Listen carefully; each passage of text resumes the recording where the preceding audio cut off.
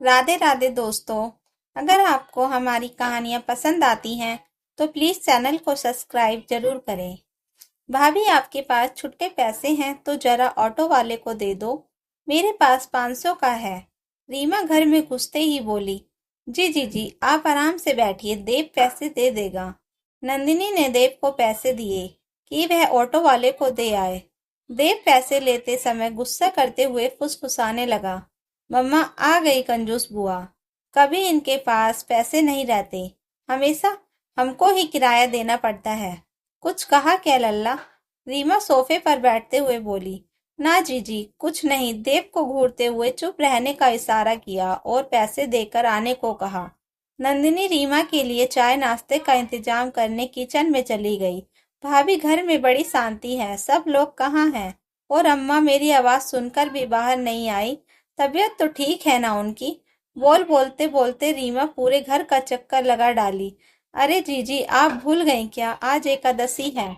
अम्मा जी अर्पिता के साथ मंदिर गई हैं और आपके भैया ऑफिस देव के पेपर शुरू हैं तो अभी स्कूल से आया ही है। नंदिनी ट्रे लेकर आ गई। अर्पिता क्या कर रही है? आजकल उसकी शादी वादी करनी है या अपने पास ही बैठा कर रखना है? लड्डू मुंह में डालते हुए रीमा ने अपनी शंका जाहिर की। और फिर उनका शुरू हो गया कि लड़की को ज्यादा नहीं पढ़ाना, फिर लड़के अच्छे नहीं मिलते और भी ना जाने क्या क्या। रीमा का ज्ञान देना चालू ही था कि अर्पिता दीदी के साथ घर आ गई। बेटी को देख अम्मा जी बहुत खुश हो गई। पर परिवार और बच्चे के बारे में पूछने के बाद माँ बेटी खाना खाकर सो गई और साथ ही नंदिनी को आदेश दे गई कि शाम को जल्दी से उठा देना, शॉपिंग पर जाना है। और साथ ही यह भी कि छुट्टे पैसे रख लेना। शॉपिंग का नाम सुनते ही नंदिनी ने सिर पीट लिया।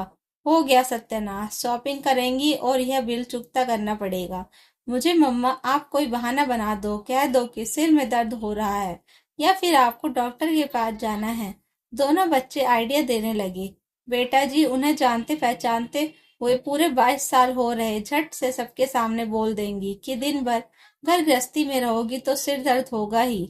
मेरे साथ बाजार चलो, सब सिर दर्द चला जाएगा। और डॉक्टर को बोलूंगी तो कहेंगे ठीक है ना, पहले डॉक्टर के यहाँ नंबर लगा देंगे और फिर उसी बीच शॉपिंग कर लेंगे। उनके साथ शॉपिंग पर क्या, कहीं और भी जगह जाने से सिर्फ मैं ही नहीं, तुम्हारे पापा और सभी रिश्तेदार दूर भागते और कोई ना कोई बहाना बना ही देते। लेकिन मैं हमेशा फंस जाती हूँ, क्या करूँ? जब अम्मा जी बोल देती हैं तो बहाना करना अच्छा नहीं लगता।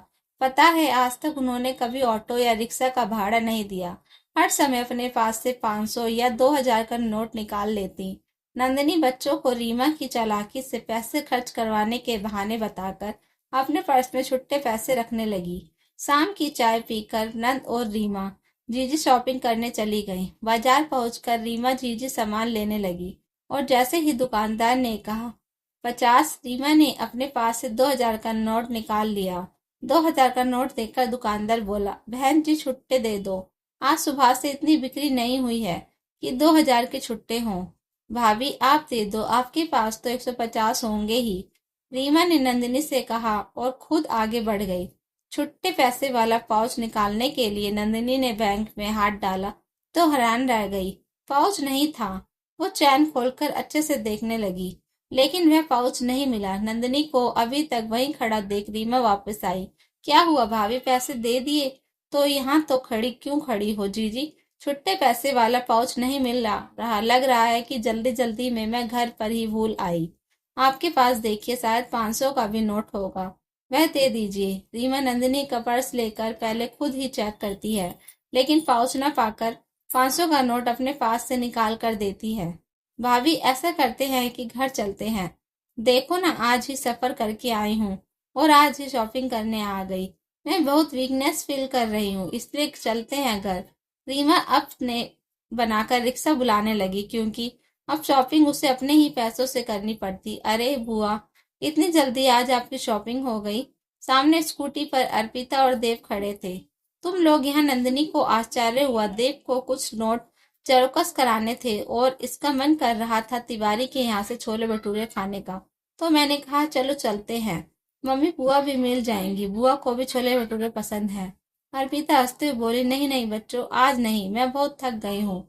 हम लोग घर ही जा रहे थे, छोले भटूरे फिर किसी और दिन। रीमा बहाने बनाकर वहां से जल्द निकलने को देखने लगी, लेकिन अर्पिता और देव के आगे रीमा की एक नहीं चली। और फिर तिवारी की दुकान पर बैठकर आराम से एसी में छोले भटूरे का मजा अर्पिता, देव और नंदिनी ले रहे थे। लेकिन माँ बिल का सोच सोच कर पसीने से लथपथ हो रही थी। क्या बात है बुआ, हर बार आप 2 प्लेट छोले भटूरे चट कर जाती थी और आज आपसे 1 प्लेट भी खाया नहीं जा रहा।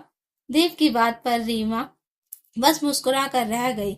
बिल आने पर दिल महसूस कर नम आंखों से 2000 के नोट को देखते हुए रीमा ने वेटर को ऐसे दिया जैसे उसकी आज अंतिम यात्रा हो।